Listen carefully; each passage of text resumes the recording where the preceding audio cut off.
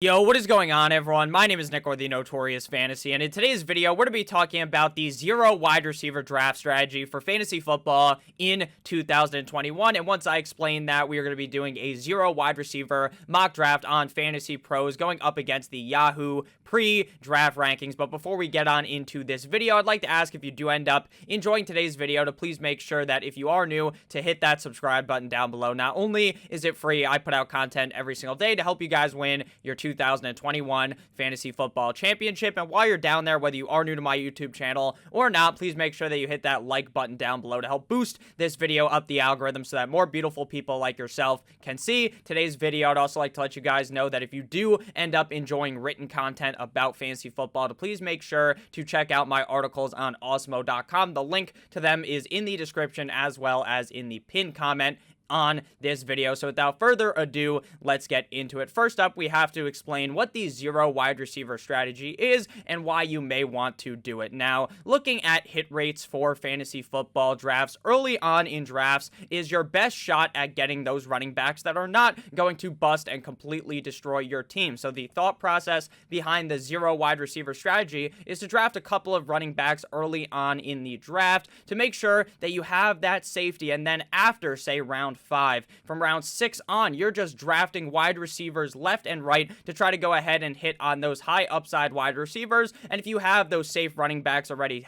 you have drafted maybe a safer tight end early on in the draft, then your team is very safe. It has a nice safety blanket to it, and then you just inject these high upside wide receivers into it, and then your upside is very, very high for that team that you have constructed with the zero wide receiver strategy. In yesterday's video, I did the zero running back draft strategy, so if you guys want to check that out, you can check that out as well after this video. So this is a 12-team PPR mock draft from the 12th overall spot. Now, unlike the zero running back strategy, I feel like you can do the zero wide receiver draft strategy really from any single spot inside of the first round, because if you're doing the zero running back strategy, if you draft a wide receiver in the first like 6 to 8 picks, to me, that's a little bit crazy, but you can draft a running back obviously in any spot inside of the first round. We're going to go with the 12th overall pick though in this draft. The roster positions go as follow: 1 quarterback, 2 running backs, 2 wide receivers, a tight end, kicker, defense, 1 flex spot, and 6 bench spots. Again, we're drafting up against the Yahoo pre-draft rankings, so it's going to be similar to drafting on Yahoo, but we are drafting up against computers because it gives me more time to explain my thought process behind each pick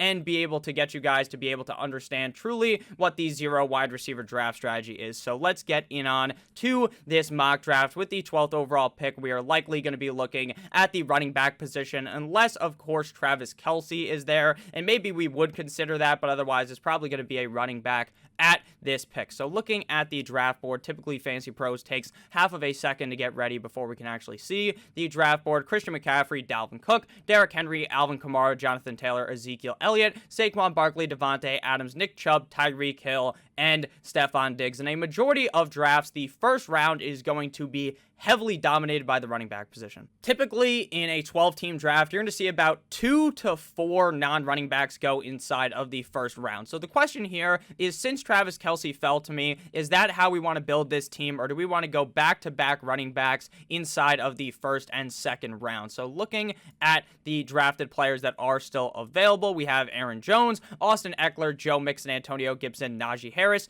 at the running back position. At tight end, obviously, we have Travis Kelce, wide receiver, D-Hop, Calvin Ridley, Justin Jefferson, DK Metcalf. We are obviously not going to be going wide receiver because we're not going to be drafting a wide receiver until the 4th or 5th round of this draft. So looking at running back is probably where we're going to go here and try to get a nice 1-2 punch of Aaron Jones and Austin Eckler. I really believe that with Aaron Rodgers healthy in Green Bay, that Aaron Jones could be a top 5 running back for fantasy football in 2021. I think a lot of people aren't really understanding how good Aaron Jones has been for the last 2 seasons and the insane amount of touchdowns he puts in and year out. In 2019, he scored an absurd amount of touchdowns, and then people started doubting Aaron Jones. They were telling you that, hey, Aaron Jones can't do it again. And guess what? He didn't do it again, but he still finished inside of the top 8 running backs in fantasy football in 2020. And I believe he should easily be able to do that again in 2021. As long as Aaron Rodgers is there, I am very confident in Aaron Jones. And A.J. Dillon doesn't worry me even the slightest, so I'm fine drafting Aaron Jones here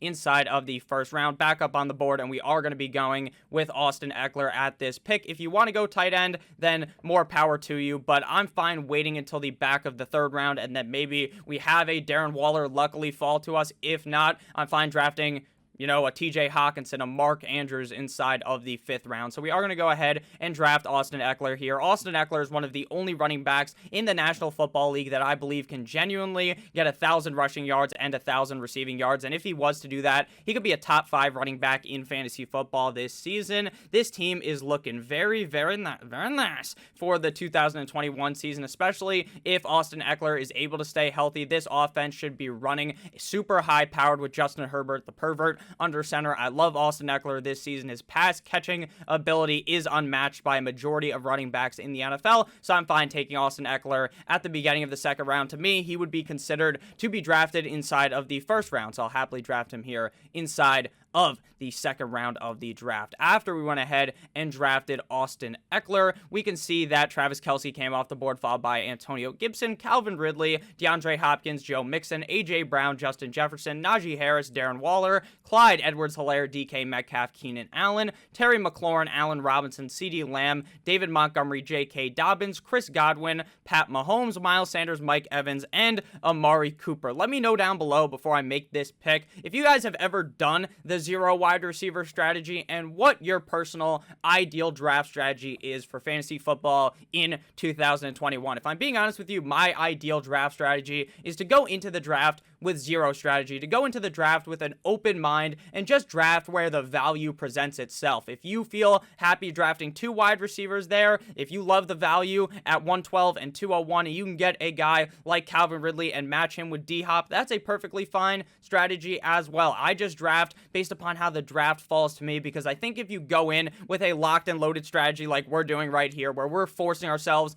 to go 0 wide receiver, then you are going to end up reaching at points to draft maybe a running back or a tight end higher than you probably should have. So looking at the board here at this pick, also Patrick Mahomes went at the 308. Quarterbacks in your fantasy league are going to go at so many different spots compared with other leagues. In some leagues, you're going to see Pat Mahomes go off the board in the first round. In other leagues, no quarterback will get drafted until the 5th round. So it is very dependent on how your league mates view the quarterback position. So looking at the board here, we are probably not going to be going with George Kittle. I've talked about this really ad nauseum on this channel. With George Kittle, I love George Kittle. I love the talent in George Kittle, but I'm a bit worried about the injury concerns with George Kittle, and I also worry about the fact that what happens when they switch from Jimmy Garoppolo to Trey Lance, because I personally highly doubt that Jimmy Garoppolo is the quarterback of the team for the whole season. At some point inside of this season, I believe that Jimmy Garoppolo makes a bunch of mistakes or just isn't doing enough to win these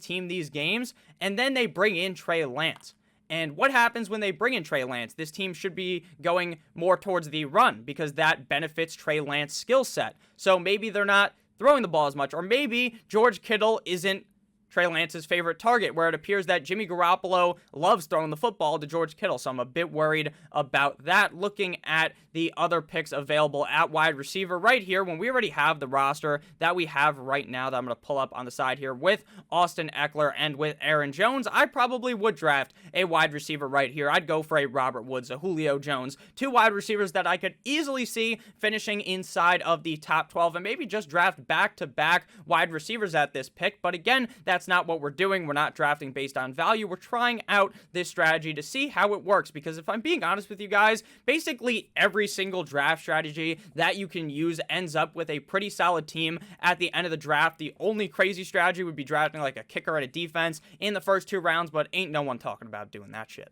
So with how we are drafting, we are going to have to either go quarterback, running back, or tight end at this pick. Again, I don't love George Kittle. I would be fine drafting him at this spot, but I don't know if I want to because, again, I'm not all in on George Kittle. I am just not completely sold in on it. And when I'm drafting a tight end early on in the draft, to me, I have to be very sold in on it because I believe the positional drop-off at running back and wide receiver is very strong relatively early on, so especially at the running back position. So looking at running backs, DeAndre Swift, Chris Carson, and Josh Jacobs all still available. Same thing goes with Myles Gaskin and Darrell Henderson. Here, to me, Chris Carson is going to be the pick. Chris Carson is a very safe pick in my opinion. Pete Carroll continues to talk about how the Seattle Seahawks need to establish the run and run the football more, so why would you not want to draft the clear workhorse running back on that team? No one really seems to talk about Chris Carson's pass catching upside, which he does have. Wouldn't be surprised if he got 50 plus targets this season. I like Chris Carson a lot. Some people will obviously pivot off that. They prefer to draft DeAndre Swift, which I understand, but to me, DeAndre Swift is definitely on a team that is going to use the hot hand approach. Dan Campbell came out and said that already, that say if DeAndre Swift isn't getting it done correctly, then he'll yank DeAndre Swift out of the game and put in Jamal Williams. Again, how many times is that going to happen? Probably not many, right?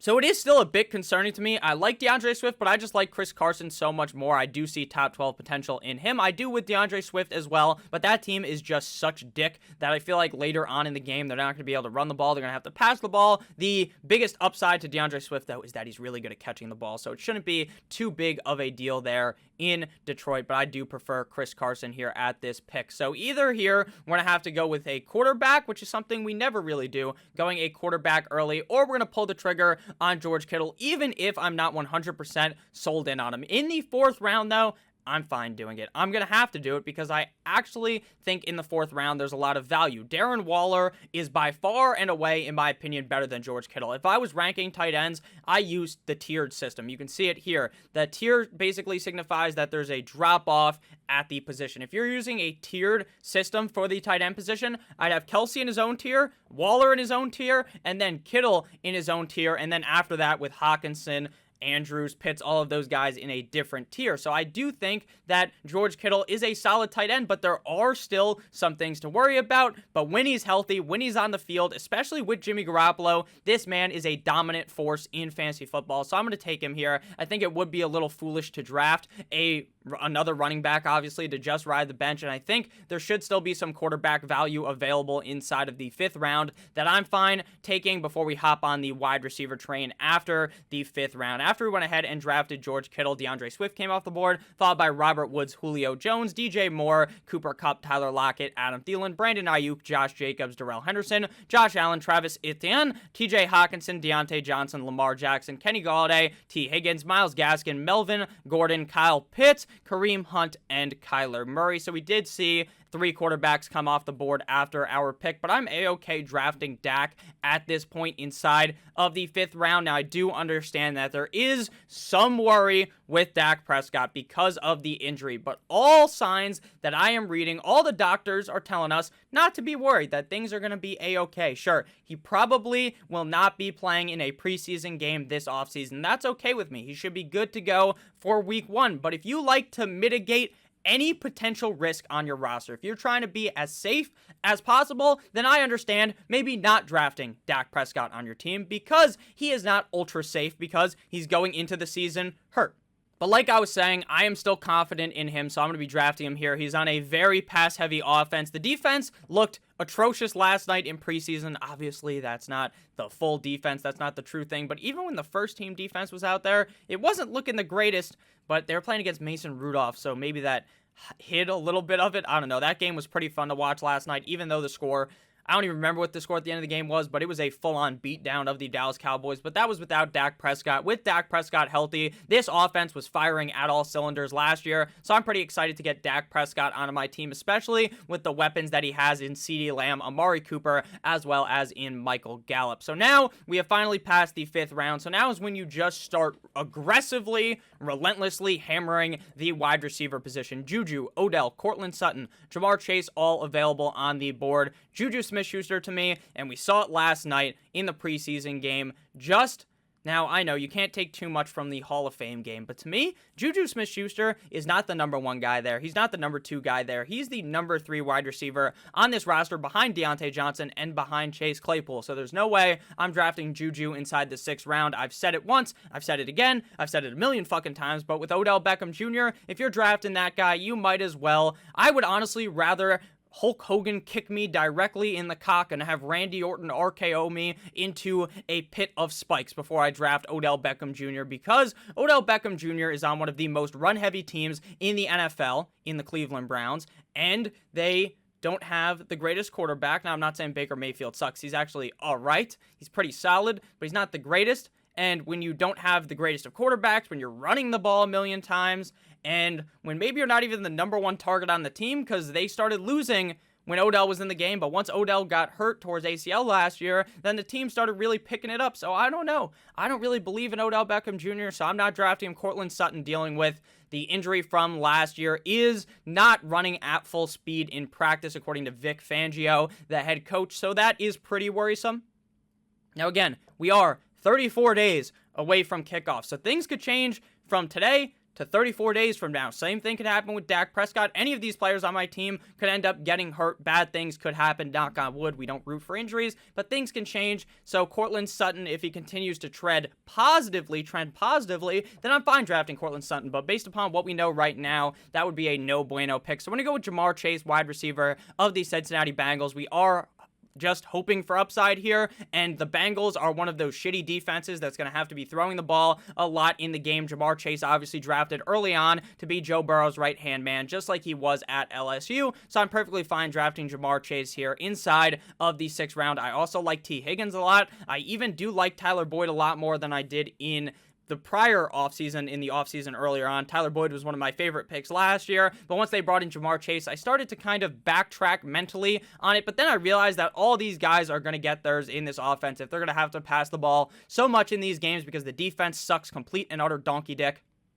and they just have to throw later on. After I went ahead and drafted Dak and Jamar Chase came Mike Davis, Mock Andrews, Odell Beckham Jr., Javonte Williams, Russell Wilson, Tyler Higbee, Dallas Goedert, Courtland Sutton, Chase Claypool, Juju Smith-Schuster, Corvette, DJ Chark, James Robinson, Robbie Anderson, Aaron Jones, Trey Sermon, Jalen Hurts, Chase Edmonds, Debo, Samuel, Jerry Jeudy, Damian Harris, Justin Herbert, the pervert, and Brandon Cooks. So we're going to continue to hop in on the wide receiver train. We already have the whole team filled out. Besides a bunch of wide receivers, we also already have 3 running backs, so I'm fine to keep on waiting for more running backs. So we are going to go wide receiver. Tyler Boyd is kind of off the board at this point because our only wide receiver is the other Cincinnati Bengals wide receiver, and I do believe that Tyler Boyd is going to be the 3rd target there in that system. I still like him. I have said that. I still like him, but I do think it is a little worrisome. Will Fuller is a very interesting pick, but Will Fuller's also suspended week 1, which sucks for my team because I can't play him week 1, and I'm drafting him as my wide receiver 2 on this team, so that's a little bit worrisome, I would say. Curtis Samuel, don't really love him. I think he'll be fine in Washington with Ryan Fitzpatrick, but I'm not in love with that pick. I do like Devontae Smith a lot. The question is, can we take the risk and draft 2 rookie wide receivers inside of the top 7 rounds of the draft, having our 2 starting wide receivers be rookie wide receivers? Devontae Smith also dealing with injury, but he also appears to be minor, should not be a big deal at all for the season, so I am fine drafting him. Just a little bit worrisome with that, but again, I think he should be fine. The difference between Jamar Chase and Devontae Smith is actually hilarious. Devontae Smith is the clear wide receiver 1 on a team, but they don't have the greatest of quarterbacks, and it's a little bit more dicey. How good is Jalen Hurts going to be? Devontae Smith should be the clear alpha there, though, so that's why I like him. Jamar Chase is on a team cluttered with wide receivers. They have T. Higgins. They also have Tyler Boyd. So it's a more crowded wide receiver room, but with a better quarterback.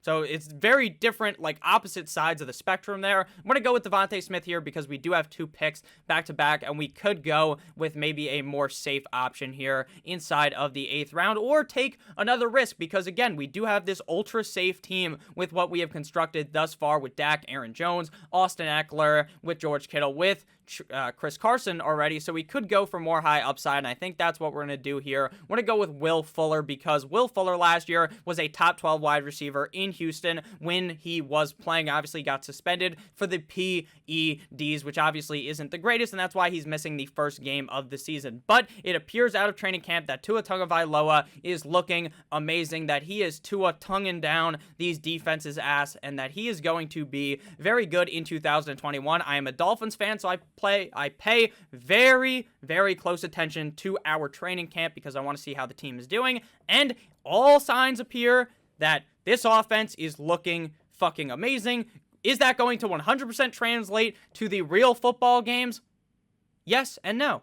It could, or once the bright lights turn on, it could all turn down. But I believe that Tua is going to be able to turn it on this season. I believe Will Fuller is an excellent deep down the field threat that if you throw in as your wide receiver 1, your wide receiver 2, genuinely he has game-breaking potential. He's one of those wide receivers that could score 30-plus points a game, especially with the Miami Dolphins looking to be a more pass-heavy attack in 2021, especially a more deep down the field pass-heavy attack with the exit of Chan Gailey as their offensive coordinator. So I'm excited to get Mr. Willie Fuller the 5th, Sir William Fuller the 5th, onto the roster. So looking at the board after that, we do have to wait a while to make our pick. So please make sure that if you have ended up enjoying thus far throughout this video, to hit that subscribe button down below if you are new. And if you aren't new and you haven't hit that like button already, please make sure that you do that. It really helps me out a ton. After we went with Devontae Smith and Will Fuller, Leonard Fournette came off the board, followed by Raheem Mostert, Ronald Jones, Tyler Boyd, Curtis Samuel, David Johnson, Michael Carter, Hollywood Brown, Kenyon Drake, Jarvis Landry, Laviska Shenault, Michael Thomas, A.J. Dillon, Antonio Brown, Michael Gallup, Zach Moss, Marvin Jones, Devontae Parker, Noah Fant, Corey Davis, Gus Edwards, and James Conner. So we're back up on the board here, and guess what we're going to do? We're going to draft some more wide receivers with some more upside to add on to this roster. Now, with Mike Williams, it's a fool me once, shame on me. Fool me twice, shame on me again. This is going to be the 3rd year in a row that he's going to fool me, and it is a shame on me, but I'm going to go ahead and fall back in on the trap because, like I said earlier, I believe that this LA Chargers offense is going to be very high-powered in 2021. I believe Justin Herbert is going to build up on what he did last season in his Rookie of the Year, Offensive Rookie of the Year campaign for the LA Chargers, so I'm all in on the Chargers. I love Mike Williams. There is that report that Joe Lombardi being the offensive coordinator and Mike Williams is the ex-wide receiver there. That's what Michael Thomas was in New Orleans, but if you want a quick spoiler about that, Mike Williams was the ex-receiver a majority of the times, I believe, in the past. So I'm not too sure what that really means, but maybe it means he's going to be targeted more. I'm not sure. I believe in Mike Williams' talent. He just needs to really put it together because let me show you these stats because he has some pretty solid stats in his career, but he never put it together. In 2018, this guy has 11 touchdowns, just 664 yards. The next year in 2019, 1,001 receiving yards and just 2 touchdowns. So we need an 1,000 receiving yard season and a 10-plus touchdown season, and things are starting to look a lot better. In 2020, he was kind of in the middle, 956 receiving yards and 5 total touchdowns. If things start to get better, if he's scoring more touchdowns, if this offense is looking as good as I believe it will, and Mike Williams is very heavily involved in this offense, then he genuinely could be a top 24 wide receiver, and that's what we're looking for here in the late round, some high upside to add to our wide receiver room on our team. We did draft a quarterback and a tight end early, so there is no need to be drafting a backup quarterback or a backup tight end in this case. The real question is, when do we start drafting running backs again? Because we have 3 running backs on the team right now. When do we draft another one? Because to me, after a couple of these running backs, things really start to fall off the edge of the earth. So I'm probably going to go with a running back at this pick and then dive deeper into the wide receiver well, because after Jamal Williams, to me, things really start to get a bit dicey. I talked about it earlier with DeAndre Swift that Dan Campbell sees this offense as a 1-2 punch at the running back position, so Jamal Williams is going to be more involved than you probably would want if you have DeAndre Swift, so that bodes well for Jamal Williams being a pretty solid 10th round pick. I also like Nyheim Hines as well because he was very heavily involved in the pass catching game in Indy last year, and if they are down big in these games, maybe they're not trying to jam the ball down the throat of the defense with Jonathan Taylor, because without Carson Wentz, it does seem worrisome. Again, without Carson Wentz, who knows how long that is going to be? We still don't know. People are coming out and saying that, oh, hey, guess what, guys, that he's only going to miss 2 games, right? They're saying that, and the report is still 2 to 9 games, so I'm not really too sure what is going to be happening. Some people are reporting that maybe he's going to be good to go for week 1. The surgery was perfect. What are we supposed to know right now? The longer you wait to draft, the closer we get to the end of August to early September to when kickoff is arising, the more we will know about that situation. But right now, we're going to go ahead and draft Jamal Williams, running back of the Detroit Lions. Jacob Eason should be fine, but obviously Jacob Eason is not ideal. Even if I don't love Carson Wentz, Jacob Eason is not the clear answer there, at least in my opinion. So looking at the draft board, after we went ahead and drafted Mike Williams and Jamal Williams, back-to-back Williams onto our roster, Tony Pollard came off the board, followed by Devin Singletary, Naheem Hines, Latavius Murray, Michael Pittman, Alexander Madison, Rams defense, Darnell. Here comes the Mooney, Philip Lindsay, Washington football team, Jalen Waddle, T.Y. Hilton, Cole Beasley, J.D. McKissick, Jamison Crowder, Mecole Hardman, Pittsburgh Steelers defense, Logan Thomas, James White, Baltimore Ravens defense, 49ers defense, and Rashad Bateman. I think our team looks pretty solid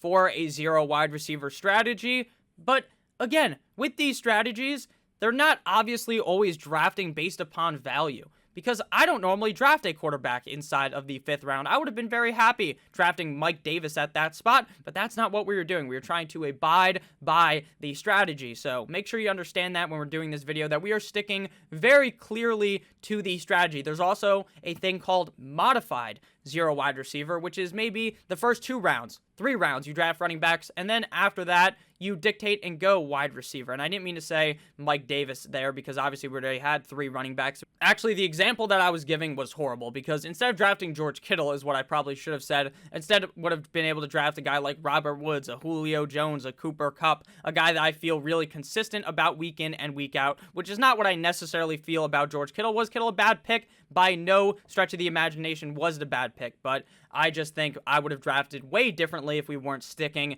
to this strategy. So looking at the board right now, we have 3 bench spots left. Probably going to hop back in on the wide receiver train here because I like this range of wide receivers. Jalen Reagor is going to get talked up a bit more. The longer or the more that Devontae Smith's injury lingers, the more that maybe it seems more serious, then maybe he moves up the draft board. But right now, I wouldn't overreact to the Devontae Smith injury, so I'm fine with having drafted him. Russell Gage is going to be the pick here at wide receiver. I love Russell Gage going into this season, the clear wide receiver 2 in Atlanta with Julio Jones gone. I understand some people will argue, but Nick, Kyle Pitts is going to be very involved. I understand, but Russell Gage has been having a great training camp. Russell Gage got a lot of targets last year with and without Julio Jones. He had 109 targets on the season, 786 receiving yards, 72 receptions, 5 total touchdowns, finished as the wide receiver 37, coming off the board right now as the wide receiver 58, and he's in a much better scenario this year because Julio Jones is gone, so I don't really understand that. I think he is an extreme value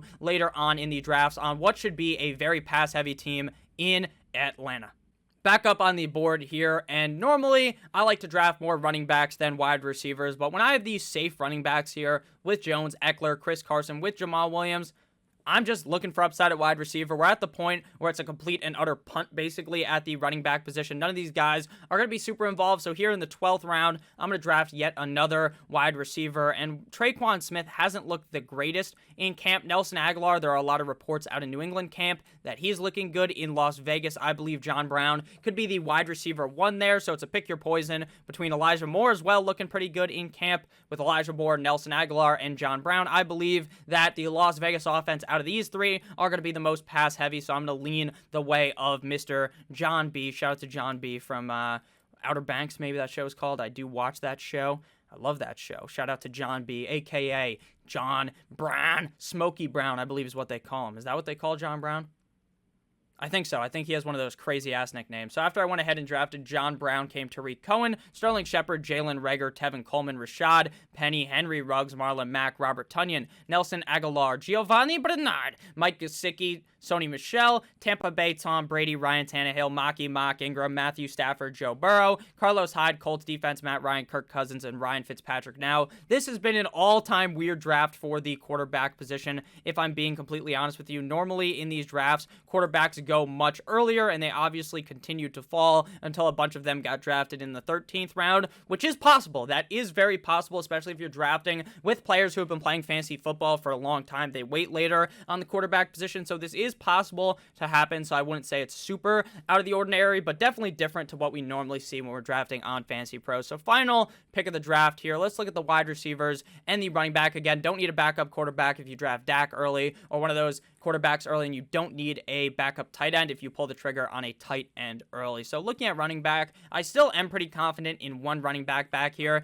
that I believe does have a lot of chance to get opportunity this season, and that's Salvon Ahmed, running back of my Miami Dolphins. While a lot of people like to talk up Malcolm Brown, to me that guy is just a wrecking ball. He doesn't have too much upside in this offense. Sure, he's going to vulture some touchdowns, but that's not what you need for fantasy. You need the actual running back too, and I believe that is Salvon Ahmed. If Myles Gaskin was to go down, we could see Ahmed used more. I think he still will be used pretty decently in this offense. I do like Gaskin a lot this year, but I will lean with Salvon Ahmed. Another great handcuff would be Chuba Hubbard, running back of the Carolina Panthers, who will be in that Mike Davis role from last year, where probably he's not going to do jack of all shit if McCaffrey's healthy, but if McCaffrey was to go down, would have a lot of upside. So we're going to go with Ahmed with this pick, and then we're going to go with our defense and our kicker. First up, we're going to draft our kicker, so we're going to go with the boy Justin Tucker the fucker. I will release my kicker rankings at the end of August so that you guys have those if you care to know about what I think about kickers, which obviously kickers aren't super important,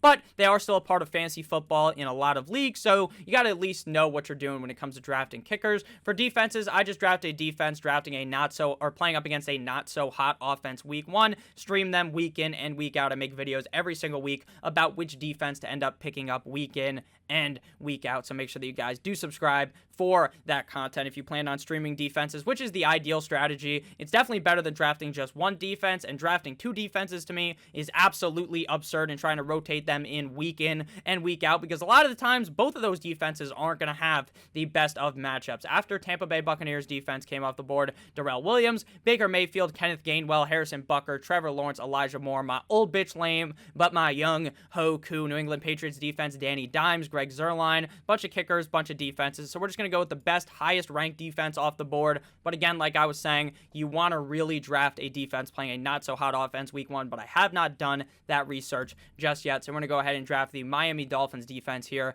at the 15-12. Let's see what Fantasy Pros gave us. They gave us an 85 out of a 100. Again, I tell you guys, kind of every single video I do on here, regardless of what draft grade you get, you shouldn't really be all that mad. The draft grade doesn't dictate how good this team is going to be doing at all. We got an 85 out of 100, which is fine. But if I got like a 70, I probably wouldn't have given a fuck either. So our final team here, quarterback Dak Prescott, running backs Aaron Jones and Austin Eckler. Our wide receivers are Jamar Chase and Devontae Smith. Tight end, George Kittle. Flex, Chris Carson. Defense, Miami Dolphins. Kicker, Justin Tucker the fucker. Our bench is comprised of Will Fuller, Mike Williams, Jamal Williams, double Williams action here, Russell Gage, John Brown, and Salvon Ahmed. Thank you guys so much for watching this video. Let me know what you thought about these zero wide receiver strategies. Is this something you would look to implement, or is this just a fugazi strategy that you watch the video on, you like to know what it's about, but you're probably never going to implement it in your draft? Thank you guys so much for watching. Make sure to hit that subscribe button down below. I love you, beautiful bastards, and I'll see you guys tomorrow with another banger video. Happy Friday, baby. Oh, yeah.